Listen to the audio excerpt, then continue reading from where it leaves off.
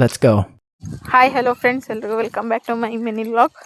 ಬೆಳಗ್ಗೆ ಜಾವ ಬರೋ ಅಷ್ಟೊತ್ತಿಗೆ 1 ಗಂಟೆ ಆಗಿಬಿಟ್ಟಿತ್ತು. ಅಲ್ಲಿಂದ ಬಂದವರು ಸೀದಾ ನಿದ್ದೆ ಮಾಡಿಬಿಟ್ಟು ಚೆನ್ನಾಗಿ ರೆಸ್ಟ್ ಮಾಡಿಬಿಟ್ಟು, ಯಾಕೆಂದರೆ ಜಾಸ್ತಿ ಸುಸ್ತಾಗ್ಬಿಡ್ತು ಬೈಕಲ್ಲಿ ಬರೋ ಅಷ್ಟೊತ್ತಿಗೆ. ಮತ್ತು ಅಲ್ಲೇ ಟ್ರೈನಲ್ಲೂ ಅಷ್ಟೇ ಜಾಗ ಜಾಸ್ತಿ ಇರಲಿಲ್ವಾ, ಈ ಕಡೆಯಿಂದ ಫ್ರೀ ಆಗಿತ್ತು, ಆ ಕಡೆಯಿಂದ ಜಾಸ್ತಿ ಜನ ರಶ್ ಇದ್ದಿದ್ದು ನೈಟಿಂದ. ಅಲ್ಲಿಂದ ಬಂದವರು ಅದನ್ನೆಲ್ಲ ತೊಳೆದಿಟ್ಟು ಬೆಳಗ್ಗೆನೇ ಮತ್ತೆ ತೋಟದ ಹತ್ರ ಹೊರಟ್ವಿ. ಯಾಕೆಂದರೆ ತೋಟದಲ್ಲಿ ಸಿಕ್ಕಾಪಟ್ಟೆ ಕೆಲಸ ಇತ್ತು. ಅದಕ್ಕೆ ಅಲ್ಲಿಂದ ಸಗಣಿ ಎಲ್ಲ ತುಂಬ್ಕೊಬಿಟ್ಟು ನಾನು ಸೈಕಲ್ ತಗೊಂಡು ಹೊರಟೆ. ನಮ್ಮ ಮನೆಯವರು ಬೈಕಲ್ಲಿ ಹೋದರು, ಅವ್ರ ಜೊತೆಗೆ ಇನ್ನೊಬ್ರನ್ನ ಕರ್ಕೊಂಬಿಟ್ಟು ಹೋದರು. ನಾನು ಹೋಗೋದ್ರೊಳಗಡೆ ಅಲ್ಲೇ ನಮ್ಮ ಮನೆಯವರು ಬೈಕ್ ನಿಲ್ಲಿಸ್ಬಿಟ್ಟು ಹೋಗಿ ಬೆಂಕಿನೆಲ್ಲ ಇಡ್ತಾಯಿದ್ರು.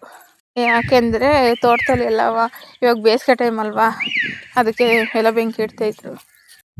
ಅಲ್ಲಿಂದ ಬಂದವರು, ತೋಟದಿಂದ ಬಂದವರೆಲ್ಲವ ರಾಣಿಬೆನ್ನೂರಿಂದ ಏನೇನು ತೊಗೊಂಡಿದ್ದೆ ಅದನ್ನೆಲ್ಲ ನೋಡ್ಕೊಬಿಟ್ಟು ಆಮೇಲೆ ಊರಿಗೆ ಅಂತ ಹೊರಟ್ವಿ. ಎಲ್ಲಿಗೆ ಅಂದರೆ ನಮ್ಮ ಮನೆಯವರ ಅಕ್ಕನ ಮನೆಗೆ ಅಂತ ಹೇಳಿ ಹೊರಟ್ವಿ. ಅಕ್ಕನ ಮನೆಗೆ ಏಕೆಂದರೆ ನನ್ನ ಮಗಳು ಹೋಗೋಣ ಅಂತಿದ್ಲು, ಅದಕ್ಕೋಸ್ಕರನೇ ಅವರು ಬಂದಿರಲಿಲ್ವಲ್ಲ, ಯಾವಾಗ ತುಂಬ ದಿನ ಆಯಿತು ಅಂತೇಳಿ ನೋಡ್ಕೊಬರಕ್ಕೆ ಹೊರಟ್ವಿ. ಹೋಗ್ತಿದ್ದಂಗೆ ಮೊಸರನ್ನೆಲ್ಲ ತಿಂದ್ಬಿಟ್ಟು ಕೂತಿದ್ವಿ. ಮತ್ತು ನಮ್ಮ ಮನೆಯವರು ಊರಿಗೆ ಹೋಗೋಣ ಬರ್ರಿ ಅಂತ ಅಂದರು. ಯಾಕೆಂದರೆ ನಮ್ಮ ಮನೆಯವರ ಅತ್ತೆ ಮಗ ತೀರ್ಕೊಂಡಿದ್ರು, ಅವ್ರ ಮಿಸ್ಸಸ್ಸು ಹುಷಾರಿರಲಿಲ್ಲ, ಅದಕ್ಕೆ ಅಲ್ಲೇ ಊರಲ್ಲಿದ್ದರು, ಅವ್ರನ್ನ ನೋಡ್ಕೊಬರೋಣ ಅಂತ ಹೇಳ್ಬಿಟ್ಟು ಊರಿಗೆ ಅಂತ ಹೊರಟ್ವಿ. ಅಲ್ಲಿಗೆ ಹೋಗ್ಬಿಟ್ಟು ಅವರನ್ನೆಲ್ಲ ಮಾತಾಡ್ಸ್ಕೊಂಬಿಟ್ಟು ಎಲ್ಲ ಅಲ್ಲೇ ಇದ್ರು. ಅಲ್ಲಿಂದ ಮಾತಾಡ್ಸ್ಕೊಂಡು ಕುರಿಮರಿ ತಗೊಂಡು ಅಲ್ಲೇ ಒಂದು ಬ್ಯಾಗೆಲ್ಲ ಹಾಕ್ಕೊಟ್ಟಿದ್ರು. ಆಮೇಲೆ ನನ್ನ ಮಗಳನ್ನೆಲ್ಲ ಅವರು ಎತ್ಕೊಂಡು ಮುದ್ದಾಡ್ತಾಯಿದ್ರು.